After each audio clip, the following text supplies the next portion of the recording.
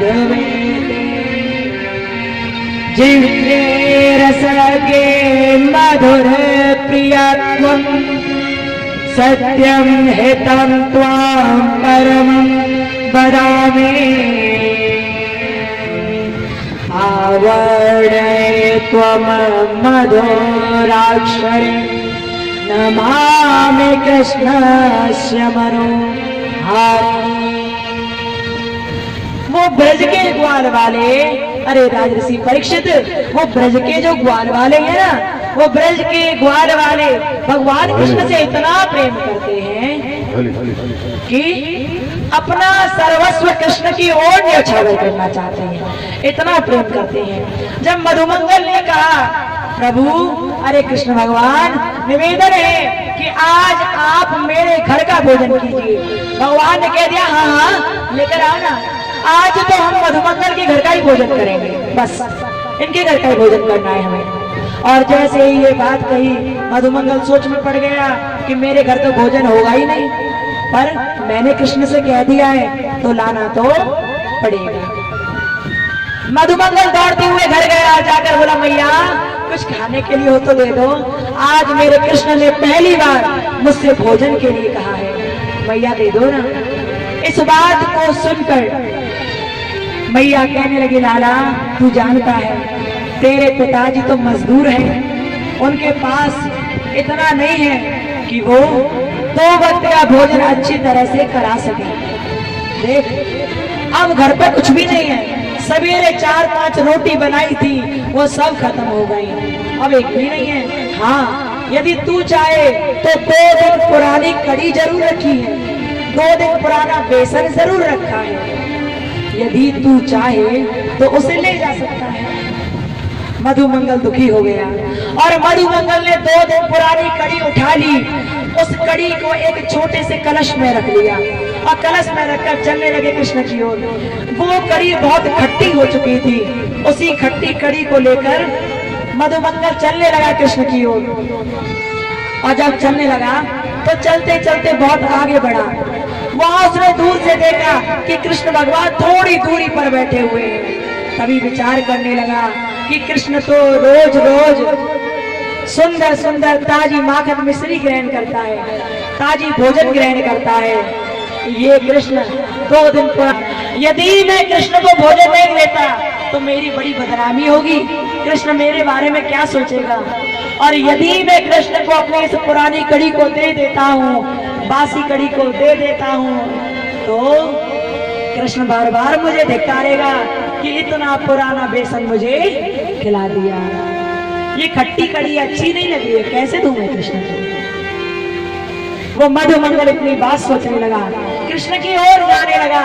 तभी जब देखा कृष्ण थोड़ी दूर ही रह गए हैं, कृष्ण को आवाज लगाई, अरे कृष्ण मैं आ गया, तेरे लिए देख कड़ी लेकर आया हूँ, ताजी ताजी बनी है। कन्हैया जी आने लगे उस मधुमंगल की ओर। तभी मधुमंगल ने सोचा कि मुझे कृष्ण को कड़ी नहीं देनी है, नहीं तो इसे बहुत बुरा लगेगा, ये कड़ी अच्छी नहीं है, मुझे इसको नहीं देनी चाहिए। मधुमंगल ने कन्हैया को बुलाया पास में और कन्हैया आने लगे, लेकिन इतने में ही मधुमंगल ने उस कड़ी को पी लिया, अपने मुंह से वो कलश लगाया, छोटा सा कलश लगाया और उसमें जो कड़ी थी ना उसे पी लिया मधुमंगल ने, और कृष्ण के आते ही उस कलश को वहीं की वहीं फोड़ दिया। बोले गोविंद भगवान की जय।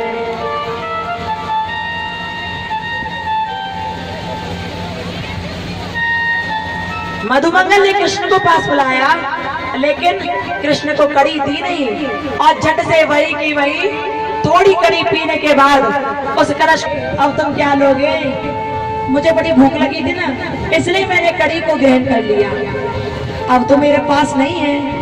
और जैसे ही ये कहने लगा वो मधुमंगल, कन्हैया जी मुस्कुराने लगे और बोले, मन ही मन विचार करने लगे, अरे मधुमंगल मैं जानता हूँ कि तू मुझे 2 दिन पुरानी कड़ी खिलाना नहीं चाहता था, इसलिए तुमने इस कड़ी को स्वयं ही ग्रहण कर लिया, मैं जानता हूँ। मधुमंगल ने बार बार कहा, कन्हैया अब तो है ही नहीं, अब क्या ग्रहण करोगे। कन्हैया जी मुस्कुराने लगे और बोले, मधुमंगल जितनी की मुझे आवश्यकता है ना उतनी कड़ी मेरे पास है, उतनी कड़ी मुझे दिखाई दे रही है। चिंता मत कर, उतनी कड़ी तो तेरे पास अब भी है। मधुमंगल ने कहा कहाँ है, बताओ कहाँ है। मधुमंगल घबरा गया, पीछे हटने लगा। कन्हैया जी मधुमंगल के बिल्कुल पास आए। कन्हैया जी ने देखा कि मधुमंगल के होठों पर चारों ओर कड़ी लगी हुई है।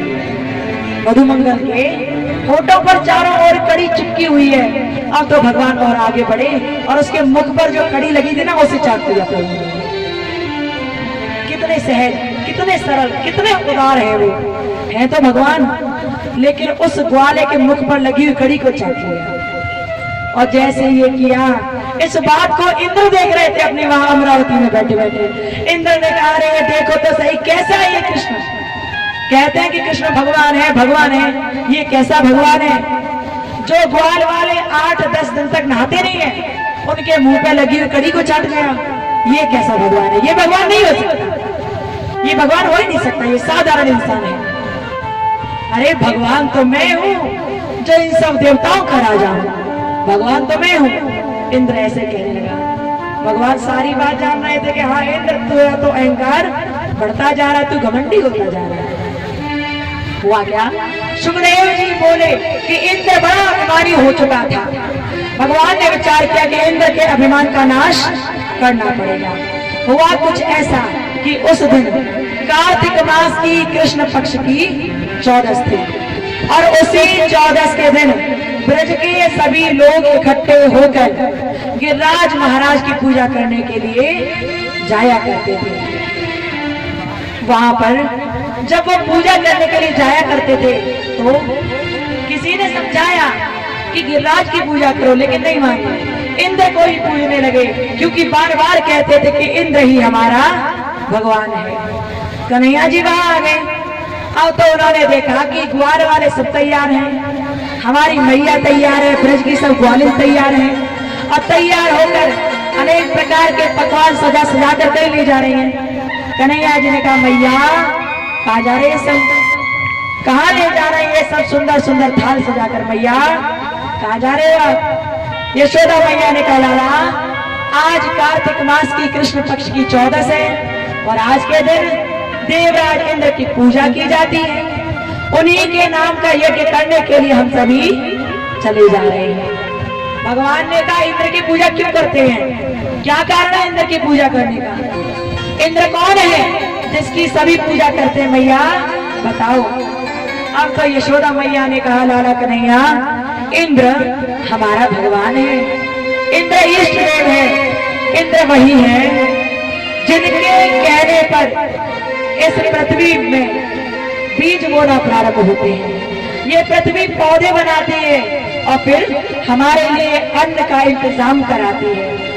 इंद्रदेव वही है जिनकी वजह से वरुण देव जल बरसाते हैं और तभी पृथ्वी बीज बोकर हमारी प्राप्ति, हमारी तृप्ति करती है। इंद्र वही है जो देवताओं के राजा हैं और हम सभी के इष्ट देव हैं और आज के दिन उन्हीं की पूजा की जाती है। अब तो भगवान ने जब ये बात सुनी, इस बात को सुनकर बोले, मैया कोई भी इंद्र, कोई भी देवता कभी इष्ट देव नहीं होता। देवता इष्ट देव नहीं मानना चाहिए, भगवान को इष्ट देव मानो। भगवान इष्ट कहला सकते हैं, देवता तो थोड़े थोड़े अच्छे कर्म करो तब कोई भी बन सकता है। और जिस इंद्र की आप बड़ाई कर रही है ना कि इंद्र के द्वारा हमें खाने के लिए मिलता है, इंद्र के द्वारा हमें पीने के लिए मिलता है, तो माता ऐसी बात नहीं है, ये सब कर्मों के वशीभूत होकर ही प्राप्त होता है। भगवान कृष्ण ने ग्वाल वालों से, यशोदा मैया से और सभी ग्वालिनों से कहा, मेरी बात सुनो, मैं तुम्हें बताता हूँ कि कोई इंद्र हमारा भरण पोषण करने वाला नहीं है, हम तो स्वयं अपने कर्मों के वशीभूत होकर ही फल की प्राप्ति करते हैं। भगवान कहने लगे, कर्मणा जायते जंतु कर्मणैव विलीयते सुखम दुखम भयम क्षेमम कर्मणा वै विपक्ष्यते अस्ति चेदीश्वरः कश्चित् फल लोपन कर्मणा कर्तारं भजते सोऽपि नः कर्तुये प्रभुये सह। भगवान ने कहा भैया कर्मणा जायते जंतु कर्मणैव बलीयते सुखम दुखम भयम क्षेमम कर्मणा वैभिपद्यते। अर्थात अरे मैया, अरे ब्रजवासियों, तुम लोग बड़े भोले हो। कोई इंद्र किसी का इष्टदेव नहीं हो सकता मैया। हम लोग कर्मों के वशीभूत होकर ही सब कुछ पाते हैं। कर्म ही हमें सुंदर जन्म दिलाते हैं, कर्म ही हमें सुंदर तरह से भगवान की शरण में पहुंचाते हैं, और कर्म ही हमें नरक का भोग भोगने के लिए मजबूर कर देते हैं। मैया सुख दुख हानि लाभ जीवन मरण ये 6 चीज भगवान के हाथ में है, लेकिन भगवान ने हर जीव को कर्म करने के लिए मुक्त किया हुआ है। भैया मेरी बात मानिए, इंद्र की पूजा करने मत जाइए, इंद्र भगवान नहीं है। हाँ, पूजा करनी है तो उसकी करो जिसने अब तक हमारी रक्षा की, वही भगवान है। जिसने हमारी रक्षा की वही प्रभु है, उसी की पूजा करो। अब तो ये सुनकर ब्रज के लोग कहने लगे कौन है वो, किसकी पूजा करनी चाहिए बताओ, किन की पूजा करें बताओ। इस बात को सुनकर कन्हैया जी ने कहा मैया पूजा करनी है तो गोवर्धन पर्वत की करो, गिरिराज महाराज की करो, क्योंकि ये वही गोवर्धन पर्वत है जिसने अब तक अनेक राक्षसों से हमारी रक्षा की है, जिसने पूतना अगासुर मेघासुर वज्रासुर सकटासुर अनेक असुरों से हमारी रक्षा की है। इसलिए मैया आप सभी उन गिरिराज जी महाराज की गोवर्धन पर्वत की पूजा कीजिए। और जैसे ये बात कही, इस बात को सुनकर ब्रजवासियों को विश्वास हो गया कि कृष्ण कभी झूठ नहीं बोलता, कृष्ण गलत काम करने के लिए नहीं बोलता, वो सही काम करने की प्रेरणा देता है। इसलिए अब हम सभी को गिरिराज जी की पूजा करनी चाहिए, गोवर्धन पर्वत की पूजा करने चलना चाहिए। इतनी बात सोची, सब तैयार हो गए और इंद्र की पूजा नहीं की और गिरिराज जी की पूजा करने के लिए सभी वहां से चलने लगे। सुंदर सुंदर थाल सजा लिया और थाल सजाकर मंगल गान करने लगे। चंदन टीका हाथ में लिया, भोजन का थाल लिया और चलने लगे गिरिराज पर्वत की ओर। बोलो गिरिराज जी महाराज की। आप सभी के सामने भी गिरिराज जी महाराज